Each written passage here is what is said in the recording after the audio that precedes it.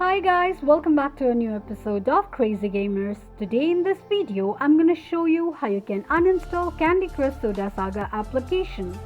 Keep watching the video till the end. To uninstall Candy Crush application, firstly go ahead and open up your app list. From the app list displayed on the screen, search for Candy Crush application. Long press on the application and the three options will pop up on the screen, which is App Information, Uninstall and Share. Tap on Uninstall option. Confirm uninstallation of application by tapping on Uninstall. This is how you can uninstall Candy Crush Soda Saga application quickly and easily just in few steps. If you have any thoughts or queries, let us know in the comment section. Don't forget to subscribe to our channel. Also press the notification bell icon so that YouTube will notify you whenever we post a new video.